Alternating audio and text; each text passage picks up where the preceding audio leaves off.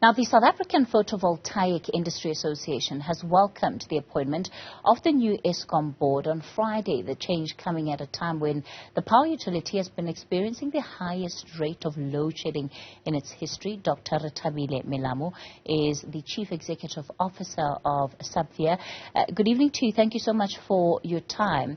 Firstly, let's talk about then the appointments, the new appointments to the board. You've welcomed this decision. What is it about these board members that gives you confidence that things will change for the better at Eskom this time round?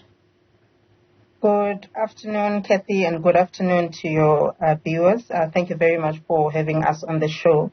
We are encouraged by the fact that this time around there are technical people on the board of Eskom. Specifically, I think we have about 5 engineers. And we are not saying that things will change overnight. You would have heard from many commentators that we are likely to be in this situation for a couple of years.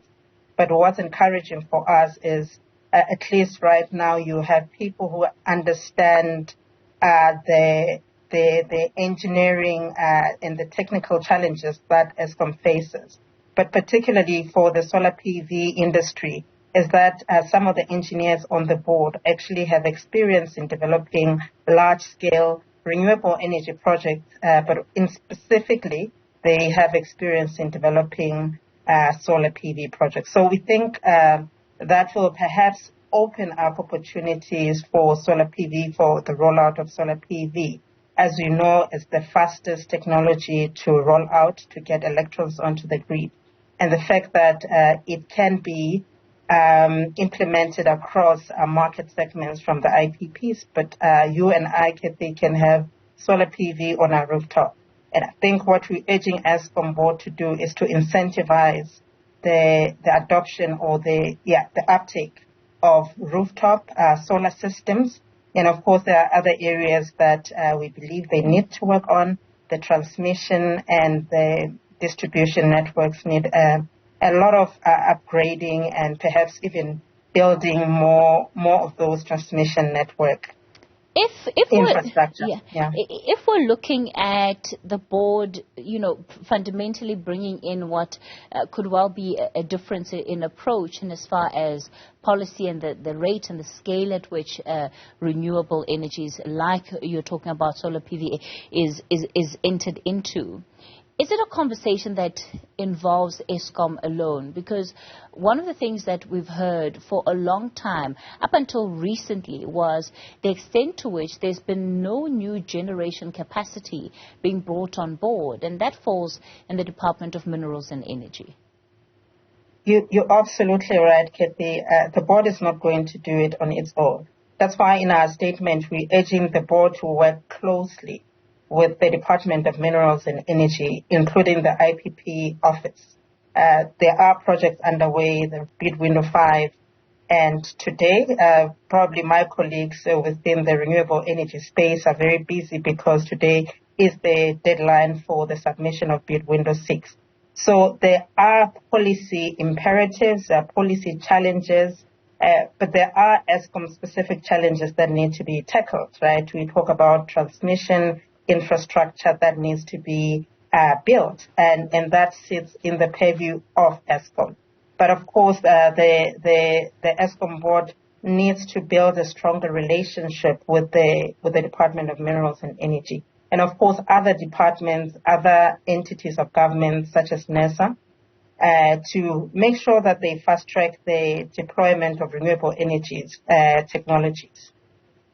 Definitely, they would have to work together with other departments, other organs of the state. When you look at what has been coming out of Eskom, especially what the CEO has been saying, he's been very supportive of a move to renewable energy. There's, of course, also the commitments that South Africa has made in terms of limiting its own carbon emissions, which in the next couple of years, of course, will have financial consequences or repercussions, if we're not meeting those commitments. So ultimately, this is something that Eskom has said they want to do.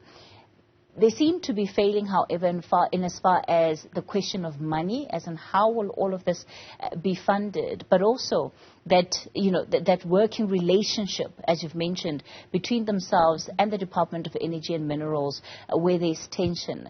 What is this board going to have to do differently, you think, in order to overcome some of those hurdles?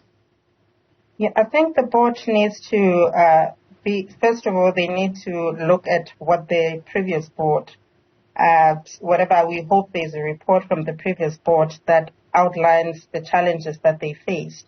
And in particular, what really strained the relationship that the board had with DMRE. And that's assuming that there is, in fact, a strained relationship.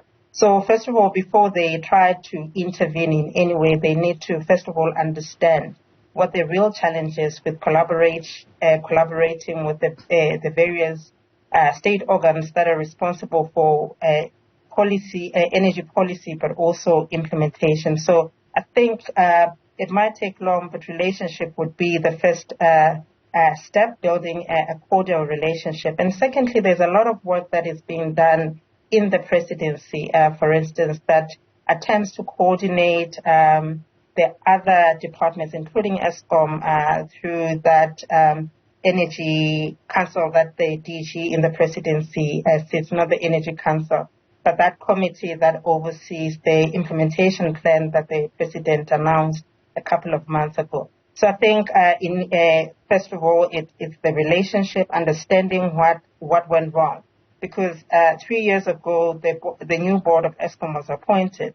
And as they move out, we don't know why they failed. There is nothing in the public domain, at least that we as SAPVIA are aware of, that they articulated to be a challenge. So before we even get to a point of trying to resolve any of these challenges, we need to understand. Otherwise, we're going to be here again 3 years later, Kathy, talking about the failed board and possibly looking at appointing another one.